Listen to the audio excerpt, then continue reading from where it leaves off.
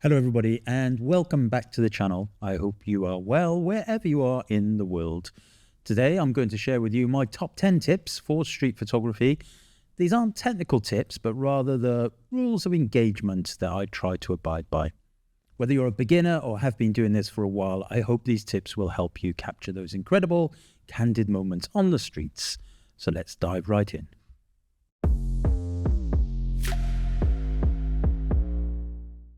The first tip is to really understand your environment and enjoy it. When I'm out shooting, I familiarize myself with the area. This means understanding the light patterns during different times of the day and observing how people interact in that space. Knowing your environment helps you anticipate unique moments and be at the right place and time. It's all about feeling the rhythm of the streets. This isn't just about scouting locations, but feeling the pulse of the area that you're in. I look for where the light falls beautifully during different times of the day or where interesting characters tend to gather. It's about predicting where the story might unfold. Remember, the more you understand the environment, the better you can capture its essence. The great Joel Meyerowitz said, "Think about photography as being a flexible medium that expresses dramatic content, but also has the potential to reveal your emotions and a sense of the time you live in." And this is so true, but also remember that for most of us, street photography is a hobby. It's something we do for relaxation, for fun. It should be cathartic and not stressful at all. A day out shooting on the streets often means that I spend plenty of time simply people watching, enjoying a walk, grabbing a coffee, having a drink. Once I find an area that I'm interested in, I'll take time to explore it, and that doesn't mean frantically shooting all of the time. Tip number 2 is crucial. Always be respectful and discreet. Street photography involves capturing real-life moments, and it's important to do this without invading people's privacy. I use a small camera to be as unobtrusive as possible and avoid making anyone uncomfortable. Remember, the best street photos are those taken with respect. Street photography is intimate and real, and it's vital to approach it with sensitivity. My rule of thumb here is to never take photos of people doing something I would not be comfortable being photographed doing myself. Some people think street photography is a little nefarious and borderline creepy. However, it really shouldn't be. We are recording history, and without us doing this, there would be no way of educating future generations about how things looked in the present time. Don't be afraid of making street pictures that tell a story, but always respect the subject and the environment that you're in. Moving on to tip number 3, light and composition. The rule of thirds, leading lines and framing are all tools at your disposal. Often I experiment with different angles and perspectives to create more dynamic shots. Remember, composition can turn a simple scene into a powerful photograph. Composition can make or break a photo. I spend a lot of time fine-tuning my compositions. It's about more than just framing the subject, it's about balancing the elements within the frame to tell a story. Sometimes what you choose to leave out of the frame makes the image more powerful. Composition is a skill that takes time to develop, but it's what elevates a snapshot to art. Ultimately, only 3 elements make a good street photograph: light, composition, and moment. The moment will reveal itself, but you're responsible for looking for compositions and working with the light at your disposal. I'll often resort to reflections, for example, if the light is flat and miserable. I'll concentrate on shadows and highlights if it's a bright, sunny day. I created a video that explains why I always have my camera in black and white mode, and I'll link to that video, of course. It's a great way to train your eye to see the light and shadow and work with your benefit. Tip number 4 is about using the right gear for you.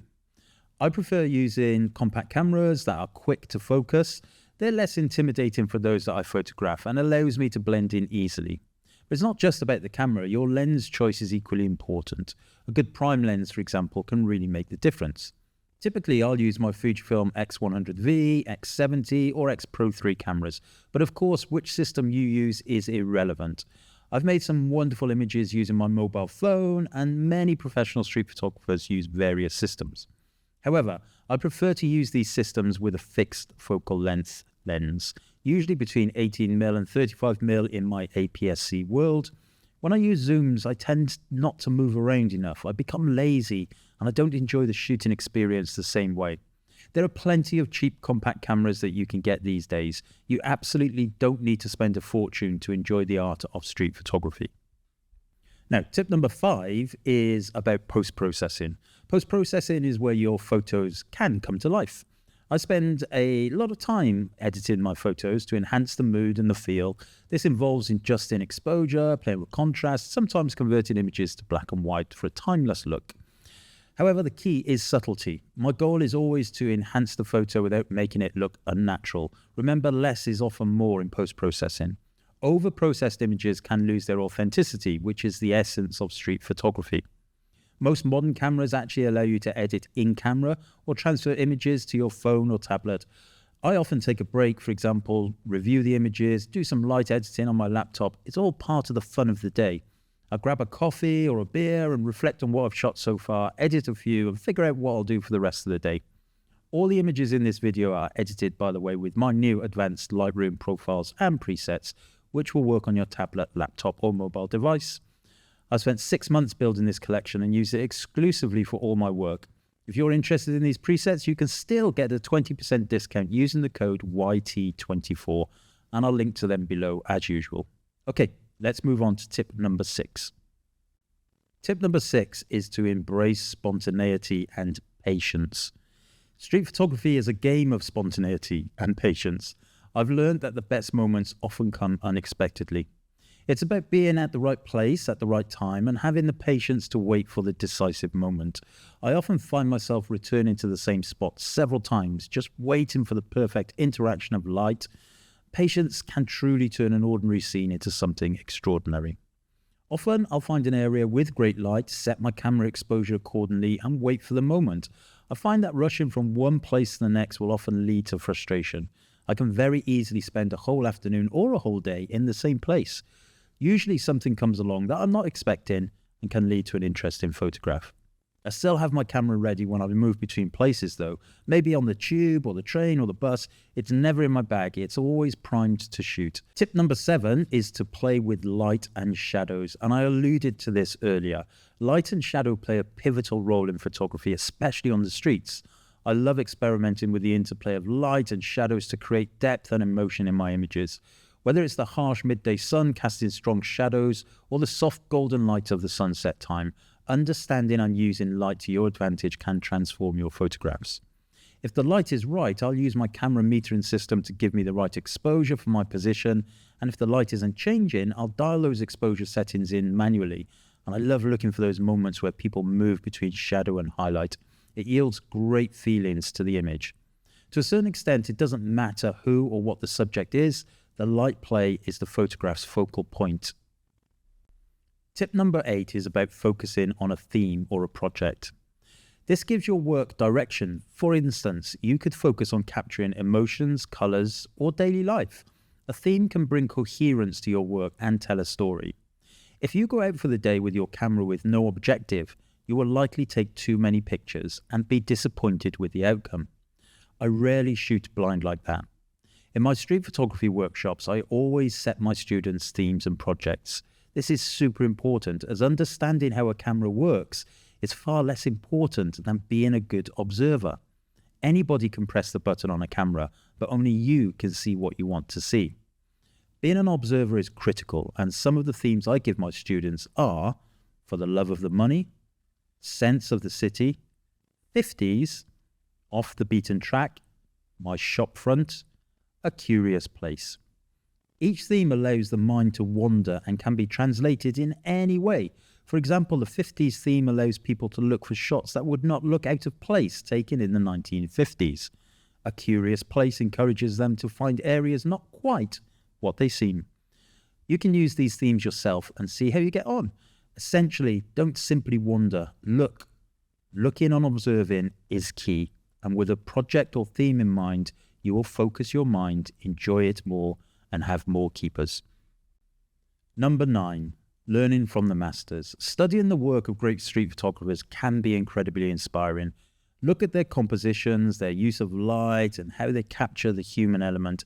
There's so much to learn from their work. I spend hours looking at the works of greats like Henri Cartier-Bresson, Vivian Maier. Their use of composition, light, and moment has taught me a lot. It's not about copying their style, but understanding the principles that make their work timeless. And finally, tip number 10, build a narrative. Think about the stories behind your images. Each photo should tell something about that moment, that person, that street. It's not just about capturing a scene, it's about capturing a part of life. Each photo should tell a story. When I look through my viewfinder, I'm not just looking at my subject, I'm looking at the background, the environment, the emotions. It's about capturing a moment that says something about life, about humanity. It's these stories that make street photography so compelling. Now you may find yourself thinking, okay, how do I tell the story of this street corner? In which case, bring to mind the 5 W's. Who, why, what, where, and when. Believe me, you can tell a story of the most benign scene in 5 photos if you remember the 5 W's. In my workshops, I emphasize this through the day, and in every case, recalling the who, why, what, where, and when mantra helps the students to tell a story and build a narrative. It's very rewarding and, as importantly, lots of fun. And there you have it, my top 10 tips for street photography. I hope these insights inspire you to hit the streets with your cameras and capture the world in its unscripted beauty. Remember, the journey of photography is a personal one, full of learning and growth. Don't forget to enjoy every moment of it. Thanks for watching, and if you found this video helpful, please like, share, and subscribe for more. Happy shooting!